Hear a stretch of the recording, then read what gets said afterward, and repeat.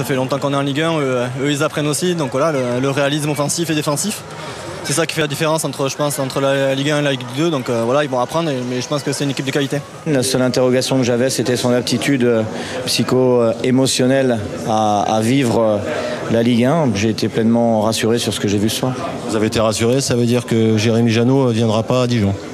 Bon, Jérémy, je l'ai eu dans la semaine et Baptiste était également au courant. Je veux dire, ça fait partie des opportunités. Il nous reste encore du temps. Je touche du bois qu'on ne se blesse pas parce qu'on est un peu juste en nombre, mais franchement, il y a de la qualité. Après, il nous manque un peu de finition et j'espère que ça arrivera vite et qu'on marquera nos premiers buts dès le week-end prochain à Paris. Ce sera à Paris, Lorient l'a fait, Valenciennes peut le faire, c'est bon. Oui, ça va être dur, comme pour Lorient, mais on va tout faire pour marquer et pour gagner. Et au niveau de l'état d'esprit, il y a quelque chose qui s'est créé ce soir, donc ça aurait été vraiment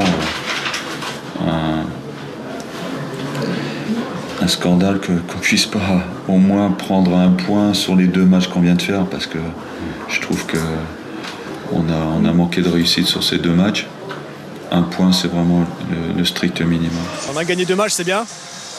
On prend un peu d'avance sur notre table de marche. C'est bien, on va essayer de continuer. Là, on va recevoir Lille, donc je sais que ça va être compliqué, je suis bien placé pour savoir. Bon, la 300e du vieux, c'est bien passé? Ouais, pas si vieux que ça va. non, ça va, ça a été bien. Concernant ce but, je veux le dédicacer quand même à mes adjoints qui, hier, ont travaillé 40 minutes des coups de pied arrêtés et ça, c'était travaillé. Moi, ce que je regrette aussi, c'est que quand on regarde le coup franc qui a été sifflé par M. Fautrel, je pense très sincèrement qu'il n'y a pas faute. Donc voilà, c'est le foot. Saint-Etienne a été meilleur que nous. Sur la physionomie du match, il mérite de gagner ce match.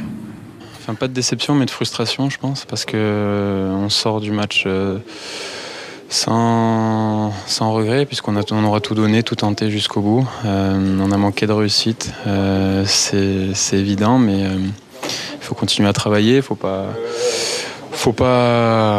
prendre du bon côté, au contraire. On est au maximum de ce qu'on pouvait faire et de ce qu'on peut faire actuellement, mais j'ai confiance dans l'état d'esprit des joueurs, dans le jeu qu'on a développé et dans l'état d'esprit qu'on est obligé d'avoir de manière supérieure en Ligue des Champions, et je sais que les joueurs seront prêts.